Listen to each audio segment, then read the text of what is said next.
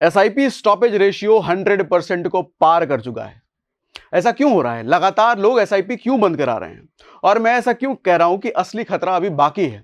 ये जो डर का माहौल चल रहा है, ये जो दिक्कत वाली बात है मार्केट में, सारे इन्वेस्टर्स, चाहे कि डायरेक्ट इन्वेस्टर हो, एसआईपी इन्वेस्टर्स हो, लेकिन असली खतरा अभी बाकी है एसआईपी इन्वेस्टर्स के लिए। वो क्या है असली खतरा और क्यों बंद हो रहे हैं? आज हम जरा डिटेल में इसकी चर्चा करते हैं। ठीक है, कुछ दिनों पहले हमने मार्केट पर बात करा था कि एसआईपी स्टॉपेज रेशियो 88% चला गया था। जनवरी में 109% जा चुका है स्टॉपेज रेशियो। बात करते हैं अभी।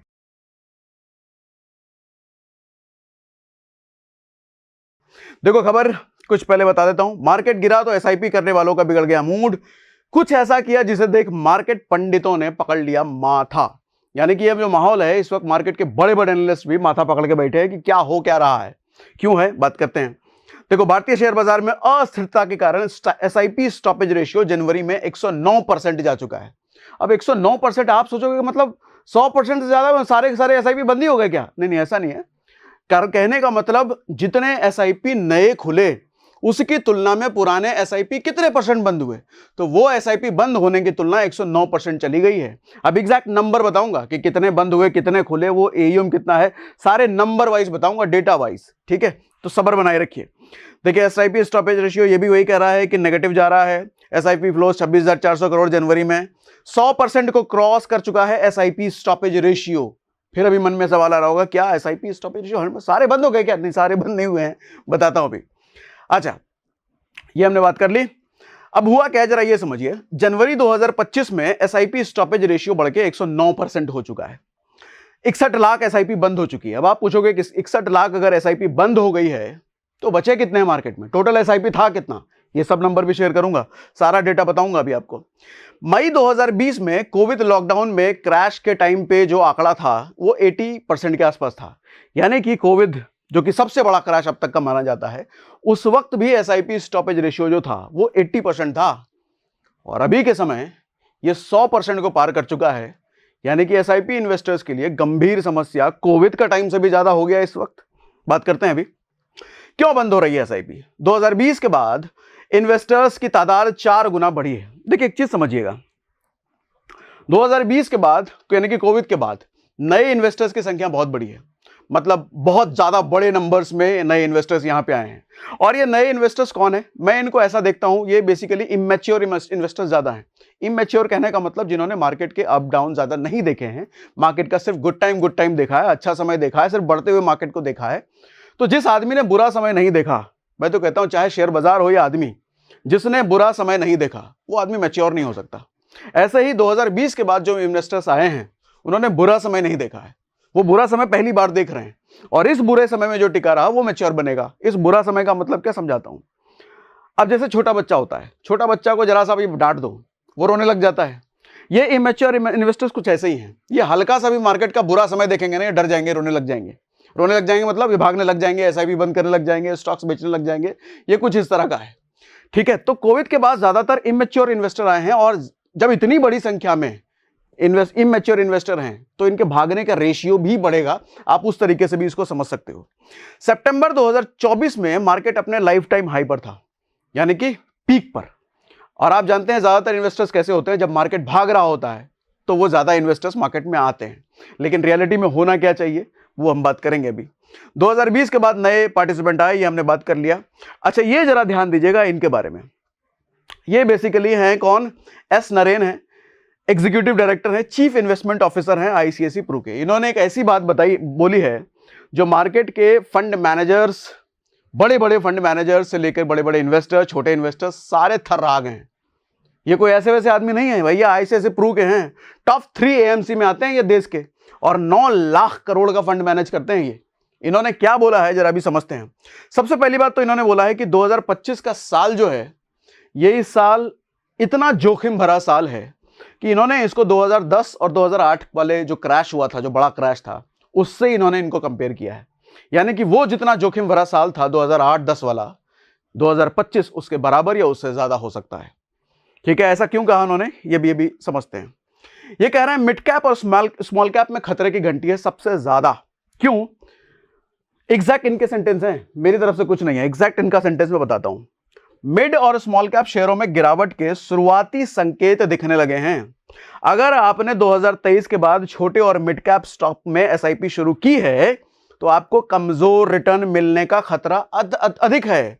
2023 के बाद भैया अगर आप मार्केट में आए हो, एसआईपी इन्वेस्ट कर रहे हो एसआईपी में, तो आपको कमजोर रिटर्न, या मैं तो कहता हूं नेगेटिव रिटर्न, अभी दिखाऊंगा कैसे नेगेटिव रिटर्न मिलने का खतरा अधिक है। 20 साल का एसआईपी यानी कि 2025 से 2045 तक, यानी कि लंबी अवधि में यह ठीक रह सकता है। यह कहना यह चाह रहे हैं कि अगर आप लॉन्ग टर्म इन्वेस्टर हो और कम से कम 20 साल का हॉरिजन लेके आए हो कि हमको 2045-50 तक तो इन्वेस्टेड रहना है एसआईपी में, तो आपके लिए ठीक है, ज्यादा खतरा नहीं है क्योंकि मार्केट बाउंस बैक करता है। लेकिन अगर आप शॉर्ट टर्म इन्वेस्टर हो और वो भी 2 साल 2023 के पहले बाद आए हो तो आपके लिए खतरा भैया ज्यादा है। अभी दिखाऊंगा लाइव सब डेटा के साथ। अब पहले दिखाई देता हूं आपको डेटा के साथ। कहां गया ये देखो, यहां पर मैंने कुछ small cap mutual funds, quant है, मिराय है, आईसीआईसी, मतलब सारे बड़े बड़े एसआईपी फंड हैं। अब इनका आप 1 साल का रिटर्न देखो। एसआईपी रिटर्न मुझे यहां सेलेक्ट करना है, एसआईपी रिटर्न मैंने ले लिया। अब देखो एसआईपी रिटर्न 1 साल का भैया, सारे बड़े बड़े फंड मैनेजर हैं, सारे बड़ी बड़ी कंपनियां हैं।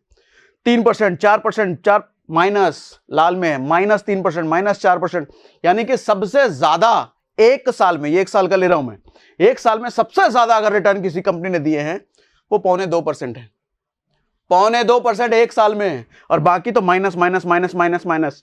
अच्छा, माइनस को अगर मैं ऊपर लाऊं तो आप देखो -13%, -11%, और ये बड़ी बड़ी कंपनियां हैं। -13 क्वांट, महिंद्रा एंड महिंद्रा 11, आदित्य बिरला भैया 11, 11, 10, 11, 10, 11, 10, 11, 10, 10, 10, 10, 10, 1 साल में।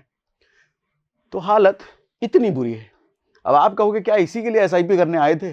भैया 1 साल में अगर कोई 1 लाख रुपए लेकर के आया होगा, उसका पैसा 10% के हिसाब से 90,000 रुपए रह गया। कोई अगर 1 करोड़ रुपए लेकर के आया होगा, उसका पैसा 90 ही लाख रह गया, 10 लाख तो हवा हो गया भैया। तो इसी के लिए क्या एसआईपी करने के लिए आए थे? नहीं, तो क्या करें फिर? मैं तो कहता हूं भैया देखो, अगर शॉर्ट टर्म इन्वेस्टर हो, ये जो माहौल का गर्मा गर्मी चल रहा है ना, ये गर्मा गर्मी से अपने आप को थोड़ा दूर रखना चाहते हो तो मैं तो कहता हूं एफडी कर लो इस टाइम पे, क्योंकि ये गर्मा गर्मी कब तक रहेगी, ये माहौल कब तक रहेगा किसी को नहीं पता, कोई नहीं बता सकता। तो इससे बेटर है कि अगर आप शॉर्ट टर्म इन्वेस्टर हो, हाँ लॉन्ग टर्म वाले ने बोल दिया ना, चाचा ने, कौन से चाचा, यस नरेंद्र चाचा ने बोल दिया ना, अगर आप लॉन्ग टर्म इन्वेस्टर हो तो कोई दिक्कत नहीं है, अप डाउन होता रहेगा। लेकिन अगर शॉर्ट टर्म इन्वेस्टर हो तो भैया इस वक्त अपना प्रॉफिट बुक करके निकलो। अभी ये कह रहे हैं, अभी स्टेटमेंट इनकी दिखाऊंगा, तो निकले तो कहां जाए, पैसा जो आएगा कहां जाए? अरे इस टाइम पे तो एफडी करके छोड़ दो। अगर शॉर्ट टर्म इन्वेस्टर हो, 2, 3, 4 साल 5 साल के लिए हो तो एफडी करो। और एफडी में भी अच्छी बात आपको बताता हूं भैया, ये सेकंड भागना मत, ध्यान से सुनिए। अभी क्या हुआ है, आरबीआई ने रेपो रेट कट किया है 25 बेसिस पॉइंट का। अब आरबीआई ने रेपो रेट जो कम किया है, इसकी वजह से क्या हो सकता है कि एफडी का जो रेट है, जो इंटरेस्ट आपको मिल रहा है, वो कम हो सकता है कुछ दिन में। अभी तो बढ़िया है, तो इंस्टेंट अगर आप करोगे तो आपको ज्यादा फायदा मिल सकता है। अच्छा, आप ये पूछोगे कहां से एफडी करें, कौन से बैंक से, तो मैं कहता हूं स्टेबल मनी चूज करो। स्टेबल मनी में जाओ, बेस्ट एफडी कंपेयर करो। क्या मैं आपको स्क्रीन पे करिए दिखा देता हूं, फिर हम चाचा की बात पर आते हैं। ये लो, अब ये देखो मेरी स्क्रीन आपको दिख रही है, स्टेबल मनी में ओपन कर लेता हूं। ये मैंने स्टेबल मनी ओपन कर लिया और इसके होम पेज पर आ गया मैं। अच्छा, एफडी रेट्स में ड्रॉप सून, देखो यहाँ लिख के भी आ रहा है एफडी के रेट गिरने वाले हैं। तो आप अगर अपना पैसा सुरक्षित रखना चाहते हो, मार्केट की इस वॉलेटिलिटी से बचना चाहते हो, तो एफडी में पैसा डाल लो, सेफ रहोगे। शॉर्ट टर्म इन्वेस्टर 2, 3, 4 साल 5 साल वाले अगर हो तो ठीक है। अब यहाँ देखो भैया 9.30%, वहां कितना -13%, यहाँ 9.3। और आप एफडी के बारे में आपको पता है कि एफडी अप डाउन का फर्क नहीं पड़ता। यहाँ एक बार जो इंटरेस्ट रेट आपका फिक्स हो गया वो रहेगा आपका, ठीक है, ये अप डाउन नहीं होता। अब यहाँ अच्छी बात ये है कि कुछ और बैंक्स आपको दिखाता हूं। जैसे आप यहाँ पर अगर यूनिटी एसएफ बैंक देखो तो 9% का इंटरेस्ट दे रहे हैं, 9%, वहां -13, -10, इधर 9%। और कुछ चीजें आप देखो और भी है, जैसे आप नॉर्थ ईस्ट, ये सब शिवालिक एसएफ वगैरह देख लो। अच्छा, यहाँ पे आप एक सवाल पूछ सकते हो कि भैया यूनिटी एसएफ, इस बैंक का तो हमने नाम भी नहीं सुना है, हमारा पैसा कहीं खतरे में तो नहीं है, रिस्क पे तो सुनो मेरी बात चाचा, आरबीआई की एक सब्सिडरी है डीआईसीजीसी, जो कि आपके पैसे का 5 लाख रुपए तक इंश्योर्ड करती है। यानी कि आपका 5 लाख तक का एफडी तो बिल्कुल सेफ है, चाहे कितना भी छोटा से छोटा, चाहे वो स्मॉल फाइनेंस बैंक हो, कोई भी बैंक हो, ठीक है। तो ये आपको जो डर हो सकता था वो डर मैंने निकाल दिया। और कुछ चीजें आपको दिखा देता हूं, स्क्रॉल डाउन नीचे नीचे करता चला जाता हूं, किसी भी बैंक में आप कर सकते हो। अच्छा, यहाँ पे मंथली आरडी की भी सुविधा है। आप में से बहुत सारे लोग हो सकता है कि एफडी कहोगे कि भैया एफडी में तो एक बार पैसा डालना पड़ता है, तो आरडी कर दो। जैसे एसआईपी में आप थोड़ा थोड़ा पैसा हर महीने करते हो ना, यहाँ पे रिकरिंग डिपॉजिट, और यहाँ भी कह रहे हैं कि अप टू 9.30% एनुअली हो सकता है। आप यहाँ कंपेयर कर सकते हो अलग अलग बैंकों में जाकर के। जैसे आप यहाँ पर जाओ, डिस्कवर में जाओ, यहाँ 200 से ज्यादा बैंकों के रिटर्न आप कंपेयर कर सकते हो, कौन सा बैंक ज्यादा आपको दे रहा है उस बैंक के अपना रिकरिंग डिपॉजिट कर लो। ठीक है, और नीचे आओ और नीचे आओ, ये बहुत सारी चीजें हैं, आप इसको एक्सप्लोर जरूर कीजिएगा। तो मेरे हिसाब से इस वक्त अगर आप 2-3 साल वाले इन्वेस्टर हो, शॉर्ट टर्म इन्वेस्टर हो, तो आपके लिए एफडी बहुत बढ़िया है। और एफडी मैं कहता हूँ स्मार्ट एफडी। नॉर्मली आदमी क्या करता है, जिस बैंक में अकाउंट होता है उस बैंक में एफडी करने जाता है, और उस बैंक में क्या आपको इंटरेस्ट रेट मिल रहा है, कहीं कम मिल रहा हो, ज्यादा मिल रहा हो, कैसे पता करोगे? कंपेयर करना जरूरी है ना। तो इससे अच्छा स्टेबल मनी डाउनलोड करो, कंपेयर करो, बेस्ट एफडी इंटरेस्ट जहां मिल रहा है वहां जाके डाउनलोड करो। और अच्छी बात, आपको स्टेबल मनी के जरिए अगर आप एफडी बुक करते हो तो आपको उस बैंक में अकाउंट खुलवाने की जरूरत नहीं है, और आपका पैसा उस बैंक में ही जाता है। ऐसा निकल गो आप कहो कि स्टेबल मनी अगर बंद हो गई तो, अरे स्टेबल मनी सिर्फ एक जरिया है। आपका पैसा स्टेबल मनी के जरिए उस बैंक तक पहुंचेगा, उस बैंक में एफडी होगा, एफडी होने के बाद उस बैंक से आपको ईमेल भी आएगा। स्टेबल मनी सिर्फ एक जरिया है, कल को स्टेबल मनी रहे ना रहे, आपका पैसा उस बैंक में एफडी है। ठीक है, अब आ जाओ मुद्दे पर। आप देखो, और ये चाचा क्या कह रहे हैं, अभी और बड़ी बात कह रहे हैं, रिटेल इन्वेस्टर्स को खतरा। सुनो, मैं नहीं कह रहा, ये चाचा कह रहे हैं। 9 लाख करोड़ मैनेज करते हैं, ये सारा जोखिम आप जैसे निवेशकों द्वारा उठाया जा रहा है। आप जैसे मतलब हम और आप जैसे निवेशकों द्वारा उठाया जा रहा है। मुझे नहीं लगता कि निवेशकों या वेल्थ मैनेजरों ने अभी तक इस बात को पूरी तरीके से समझा है। ये कह रहे हैं जितने इन्वेस्टर्स हैं या जो बड़े बड़े वेल्थ मैनेजर्स हैं, इनको भी अभी बात समझ में नहीं आ रही कि कितना बड़ा खतरा है, इनको भी समझना चाहिए। ये कह रहे हैं कि ये ऐसी चीज है जिसके बारे में मैं सभी को सोचने के लिए आग्रह करता हूं, भैया सोचो, ये जो समय है। और ये क्या कह रहे हैं, सुनो, एसआईपी से कम रिटर्न, एसआईपी तब सबसे अच्छा काम करता है जब बाजार अस्थिर होता है और स्टॉक्स का मूल्यांकन कम होता है, यानी कि स्टॉक्स का पी रेशियो कम होता है। यह एक अहम पहलू है जिस पर म्यूचुअल फंड इंडस्ट्री विचार नहीं कर रही है। आज स्मॉल कैप और मिड कैप शेयरों का वैल्यूएशन बहुत अधिक है, आप चाहे इसकी जिस तरह से एनालिसिस कर लो। ये कह रहे हैं कि आज के समय में भले ही मार्केट गिर गया है, लेकिन गिरने के बाद भी स्मॉल कैप और मिड कैप स्टॉक का वैल्यूएशन अभी भी ज्यादा है, यानी कि अभी गिरने की उनकी और गिरने की पॉसिबिलिटी और ज्यादा है। लेकिन ये फंड मैनेजर्स नहीं समझ रहे, ऐसा ये कह रहे हैं कि फंड मैनेजर समझ नहीं रहे हैं, स्मॉल कैप और मिड कैप पे पैसा डाले जा रहे हैं, भैया खतरा है उनमें, ऐसा ये कह रहे हैं 9 लाख करोड़ के फंड मैनेज करने वाले भारत के टॉप 3 एएमसी कंपनी के। अच्छा, मैं इसमें क्या सोचता हूं, मेरा थोड़ा सा अलग है, मैं भी आऊंगा लास्ट में, मैं क्या सोचता हूं उस पर भी बात करेंगे। कुछ और चीजें आपको दिखाना चाहता हूं, जैसे यहां तो मैंने स्मॉल कैप आपको दिखाया, कुछ अलग अलग फंड भी दिखा देता हूं, जैसे लार्ज कैप दिखाता हूं। सर एक चीज ध्यान देना, स्मॉल कैप में आप देखो सबसे हाईएस्ट रिटर्न आपको 1.5% का है एक साल में। उसके बाद नेगेटिव की बात करो तो 3%, 4%, माइनस माइनस, सारे माइनस माइनस है। मतलब सबसे लोएस्ट रिटर्न जो यहां इसके अकॉर्डिंग है 13% के आसपास है। मतलब 13, 10, 9, 9, 9, 9, 9, 9, 8, 8, 8, 8 देने वाले माइनस में, सारे माइनस में बहुत ज्यादा है। लेकिन यही अगर आप लार्ज कैप ले लेते हो, मैं क्यों लार्ज कैप की बात ज्यादा करता हूं, कई लोग मुझे कहते हैं अरे ये आदमी तो रिस्क लेता ही नहीं है, कैसे बहुत बड़े। अरे सर, लार्ज कैप बहुत सारी चीजों में ना बहुत बढ़िया होता है। क्यों? अगर आप लॉन्ग टर्म इन्वेस्टर हो और आपको ज्यादा झटके बर्दाश्त नहीं है लाइफ में, स्पेशली पैसे को लेकर के, तो आंख मूंद करके लार्ज कैप स्टॉक के अलावा कहीं मत जाइए, झटके नहीं मिलेंगे। जैसे इस समय ये झटके का दौर है, और इस झटके में भी आप देखो लार्ज कैप जो म्यूचुअल फंड है वो कैसा परफॉर्म कर रहे हैं। नेगेटिव ये भी हैं, लेकिन क्या ये 10, 11%, 2%, 4%, 5% दिख रहा है आपको? सर 0.3, 0.75, अगर मैं ऊपर की साइड से भी लूं 10%, 9% 1-2 ही हैं, बाकी 4-3 पे आ गए। लेकिन वहां पे 10-9 वाले कितने ज्यादा थे, -10-9 की बात कर रहा हूं, यानी कि कंपैरेटिवली। अच्छा, लार्ज कैप फंड ऐसा नहीं है कि आपको इन बुरे दौर में सेफ रखने का काम करता है, बचाता है, कम झटके देता है। जब अच्छा समय आएगा ना तो लार्ज कैप बहुत बड़ा रिटर्न नहीं देगा, बहुत बड़ा रिटर्न नहीं देगा तो बुरे समय में बहुत ज्यादा लॉस भी नहीं करवाएगा आपको। लेकिन स्मॉल कैप क्या होता है कि जब अच्छा समय आएगा तो बहुत रिटर्न देंगे भैया, 20, 30, 40%, 50%, 60%। लार्ज कैप इतना नहीं देगा। आप अगर उस कैटेगरी में हो कि भैया थम्स अप पी करके आज कुछ तूफानी करते हैं, वो ऋतिक रोशन वाला आता है ना, बाइक उड़ा करके पहाड़ कुदा दिए, अगर उस टाइप के अगर आप हो कि तूफानी करने वाले, कुछ भी एकदम मूल जुलूल, स्मॉल कैप बहुत बढ़िया है आपके लिए। आप अगर वो दिल की धड़कनों के झटके को बर्दाश्त कर सकते हो तो स्मॉल कैप बहुत बढ़िया है।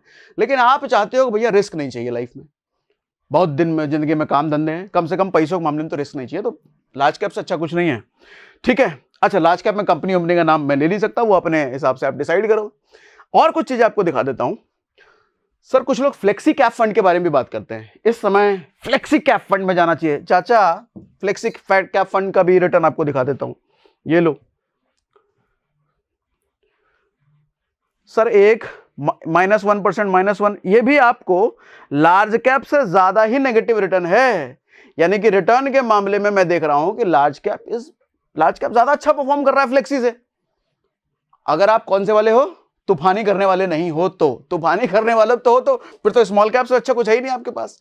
ठीक है, तो मैंने आपको खोल के डेटा दिखा दिया कि फ्लेक्सी से भी अच्छा लार्ज कैप इस बुरे समय में परफॉर्म करता हुआ दिख रहा है नेगेटिव ही, लेकिन कम नेगेटिव है। अच्छा एक और चीज ये क्या कह रहे हैं ये चाचा, ध्यान से समझिएगा। हाँ ये वाला, ये कह रहे हैं, अच्छा नहीं इसमें कह रहे हैं ये। अच्छा हुआ क्या, ये जो स्टेटमेंट इन्होंने दिया ना, उसके बाद थोड़ा बवाल हो गया। बवाल कैसे हो गया, कई सारे फंड मैनेजर्स ने इन पर उंगली उठाई कि भैया आप इतने बड़े, इतने दिग्गज हो, इतने पुराने आदमी हो, कैसी बात कह रहे हो, इन्वेस्टर्स डट जाएंगे, फंड मैनेजर का नुकसान होने लग जाएगी, कैसी बात कर रहे हो आप। तब इन्होंने स्टेटमेंट को और रेक्टिफाई किया और अगला स्टेटमेंट ये दिया कि मैं सिर्फ इतना कह रहा हूं, नाराज मत हो, मैं सिर्फ इतना कह रहा हूं कि अपने 5 साल के रिटर्न को प्रोटेक्ट कर लो अगर आप मिड कैप और स्मॉल कैप स्टॉक के इन्वेस्टर हो तो, चाहे एसआईपी के जैसे भी। 5 साल के रिटर्न को प्रोटेक्ट करने का क्या मतलब है, यह भी आपको समझा देता हूं। आप अगर ये देखो, मैंने स्मॉल कैप ले लिया, स्मॉल कैप म्यूचुअल फंड फिर से दिखाता हूं आपको। ये कह रहे हैं सर देखो 1 साल का तो नेगेटिव रिटर्न है ना, लेकिन 5 साल का अगर आप देखो तो कुछ म्यूचुअल फंड ने 95% का रिटर्न दिया है, किसी ने 76 दिया है, किसी ने 88 दिया है। अब एक चीज समझिएगा, जिस म्यूचुअल फंड ने 5 साल में 76% रिटर्न दिया है, उसी म्यूचुअल फंड ने पिछले 1 साल में -6% का रिटर्न दिया है।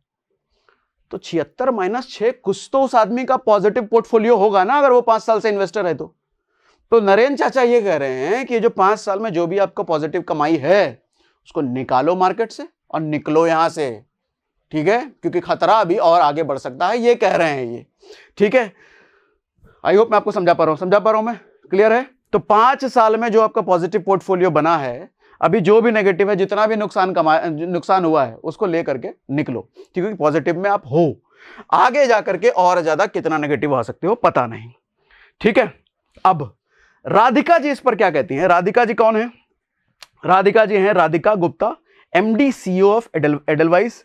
ये एस नरेन की सोच से ये थोड़ा सा अलग इन्होंने बोला, अब वही जैसे मैंने फंड मैनेजर वाली बात कही कि बाकी सारे फंड मैनेजर थोड़े नाराज हुए, तो राधिका जी का ये कहना है कि ये इतना एक्सपीरियंस है एस नरेन, ये ऐसी बात कैसे कर सकते हैं, अरे ऐसे थोड़ी होता है। ये कह रहे हैं कि कोई ढंग का फंड मैनेजर चुनो और 10 साल तक कान में रुई डाल करके सो जाओ। मतलब ये स्टेटमेंट नहीं है उनकी, ये मैं कह रहा हूं, इनका मतलब समझा रहा हूं कि 10 साल तक आराम से रहो, लेकिन अच्छा फंड मैनेजर चुनो।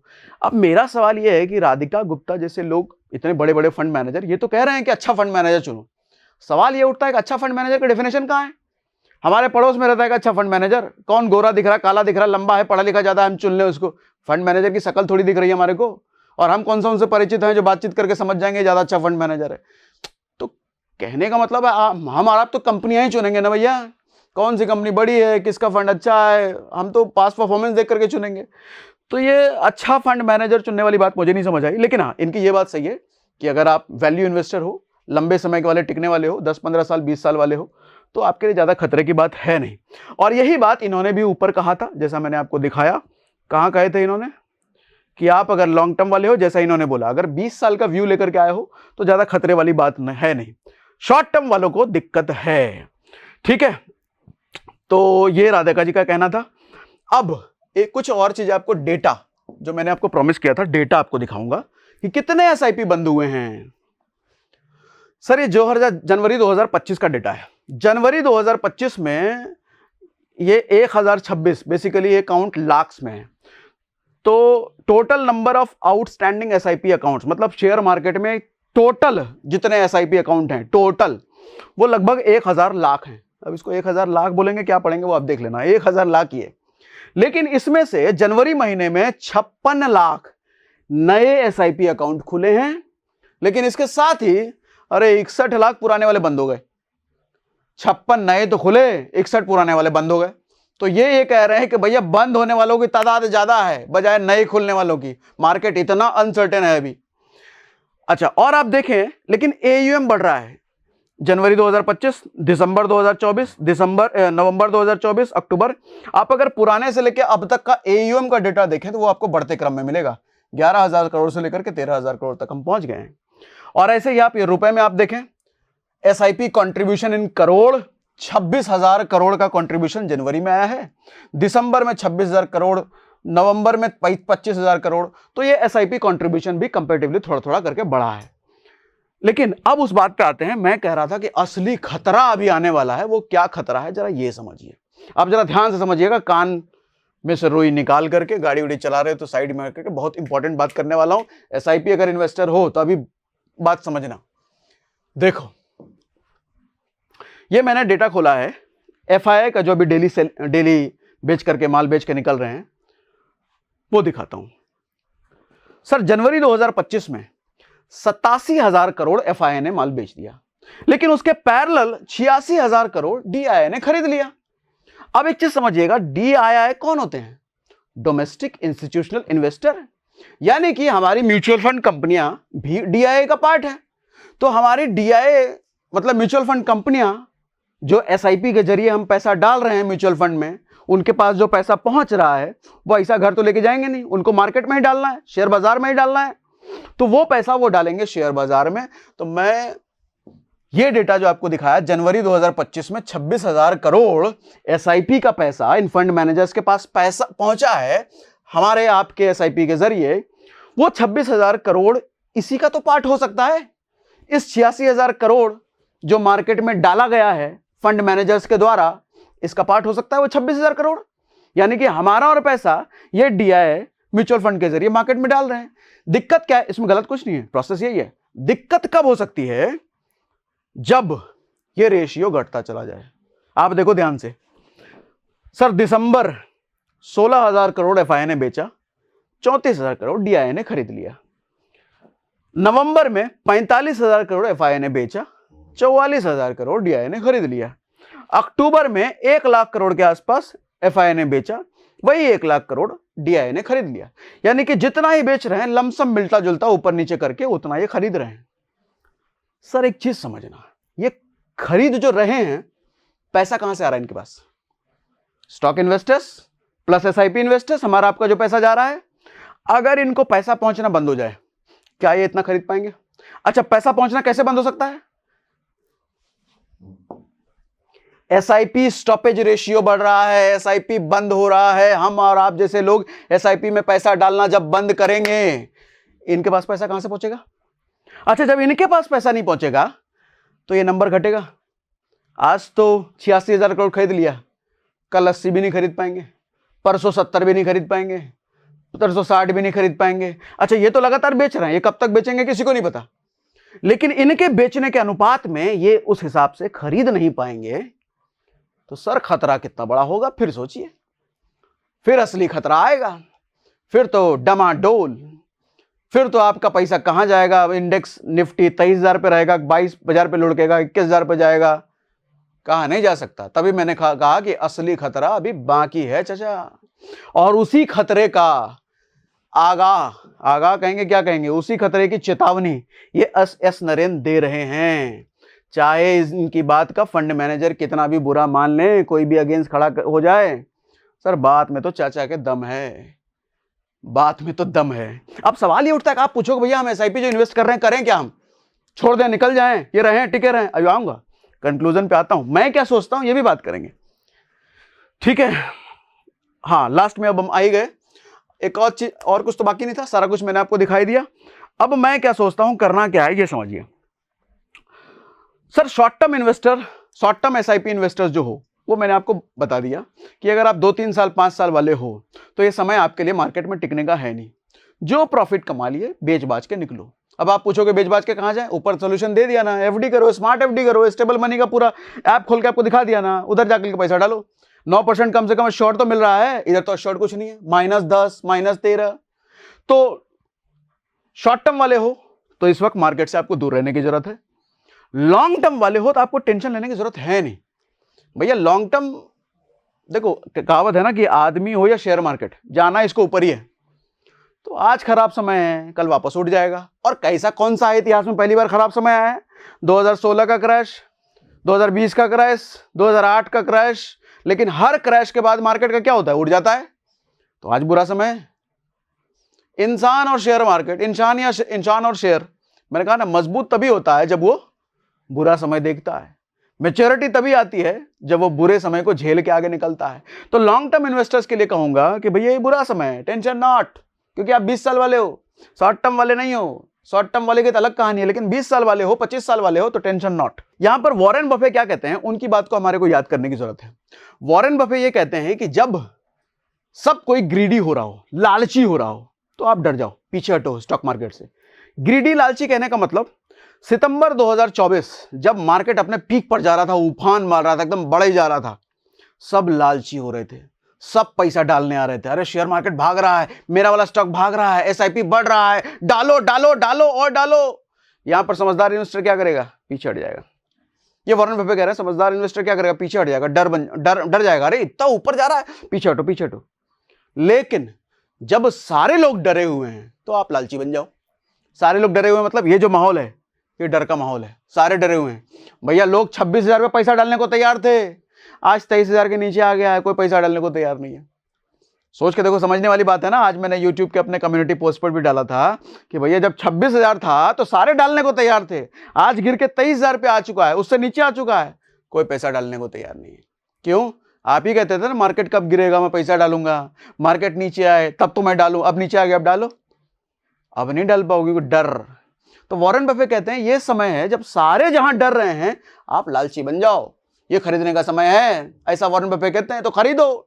अच्छा, मैं ये नहीं कह रहा कि 23,000 या 22,500 पे अगर आ गया है तो इससे नीचे नहीं जाएगा, कुछ नहीं कहा सकता सर, कुछ नहीं कहा सकता। मार्केट हो सकता है यहां से बाउंस बैक कर जाए, या यहां से और नीचे जाकर के 21,000 पे चला जाए, दोनों पॉसिबिलिटी है। लेकिन जब पूरा मार्केट डरा हुआ है, वॉरेन बफे कहते हैं जब पूरा मार्केट डरा हुआ है तो आप लालची बनो, खरीदने का समय है। तो समझ आ रही बात मेरी बात? और एवरेजिंग ऐसे ही होती है, किसी को नहीं पता कि अगर मार्केट 26,000 पे 24,000 पे आया था तो 24 से नीचे नहीं आएगा। समझदार इन्वेस्टर्स ने 24,000 पे भी खरीदा, आज 23 पे आया तो 23 पे भी खरीदेंगे, 22 पे आया तो 22 पे भी खरीदेंगे, 21 पे जाएगा तो 21 पे भी खरीदेंगे। इसको एवरेजिंग कहते हैं, क्योंकि मार्केट का किसी को पता नहीं है यार कहां पे जाके रुकेगी ये। ठीक है, एफआई और डीआई का बैलेंस बिगड़ने का डर, ये जो मैंने आपको बताया सबसे बड़ा खतरा, ये सबसे बड़ा खतरा है अगर ये बैलेंस बिगड़ा, क्योंकि इकोनॉमी ये सब चेन की तरह एक दूसरे से कनेक्टेड है। जब लोगों का पैसा, इन्वेस्टर्स का पैसा शेयर मार्केट में जाता है तो शेयर मार्केट बढ़ता है, कंपनियों को पैसा पहुंचता है, कंपनी अच्छा काम करती है, कंपनी बिजनेस डेवलप कर पाती है। लेकिन पीछे से जब इन्वेस्टर ही पैसा देना बंद कर देगा, एसआईपी में डालना ही बंद कर देगा, तो क्या होगा? समझ ना, वो रेशियो जो मैंने आपको यहां पे दिखाया, ये रेशियो बिगड़ेगा और तब असली खतरा आएगा। तो कंक्लूजन मैंने आपको करके दिखा दिया, अगर आप शॉर्ट टर्म इन्वेस्टर हो तो क्या करना है, लॉन्ग टर्म इन्वेस्टर हो तो क्या करना है। ठीक, और हाँ, मेरी अगर ये एनालिसिस आपको अगर अच्छी लगी और आज तक किसी ने इतना क्लियर करके नहीं समझाया था, कंफ्यूजन में बैठे थे भैया एसआईपी करें कि छोड़ दें, आज क्लियर हो गया ना, तो कमेंट बॉक्स में लिख के बताइएगा, बहुत हेल्प मिली इस वीडियो से, लिख के बताना। और हाँ, टेलीग्राम चैनल जरूर ज्वाइन कर लेना, कि बहुत जरूरी है हमारा टेलीग्राम चैनल ज्वाइन करना, क्योंकि आप पूछते हो ना कि भैया इतनी सारी इन्फॉर्मेशन डीप कहां से लाते हो, सारे हम टेलीग्राम चैनल में देते हैं भैया फ्री। और इसलिए भी जरूरी है कि लोगों ने नकली बना करके बहुत लोग को बेवकूफ बना रहे हैं, कोई 5,000 ठग रहा है, कोई 20,000 ठग रहा है, कोई 25,000 ठग रहा है। भैया हमारी सारी सर्विसेज फ्री है, मैं कई बार कह चुका हूं, मैं कुछ नहीं बेचता, कुछ नहीं बेचता, मैं दानी आदमी, सब फ्री में दे रहा हूं। लेकिन कुछ लोग क्या कर रहे हैं, टेलीग्राम में, टेलीग्राम का नाम है सागर सिन्हा, उधर लेकर के जाएंगे, आपको कॉल बेचेंगे, पुट बेचेंगे, ये बेचेंगे, वो बेचेंगे, आदमी फिर कहेगा हमारा 10,000 ठग लिया सागर। अरे सागर सिन्हा, वो सागर सिन्हा है ही नहीं, कहां जा रहे हो तुम?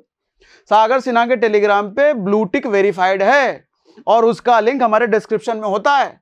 इधर उधर से जाकर करके मेरी गलती है, फिर फंसो, फिर वहां 25,000 लुटवाओ, 50,000 लुटवाओ। मैं तो कह रहा हूं वेरीफाइड टेलीग्राम हमारा है, डिस्क्रिप्शन में लिंक है, उसको ज्वाइन कीजिए और इन्फॉर्मेशन भरपूर मिलता रहेगा, सीखिए और अपनी इन्वेस्टिंग को और बेटर कीजिए। ठीक है भैया, तो आज के लिए इतना ही, बंद करो, फिर मजे लो आप लोग भी। ठीक है।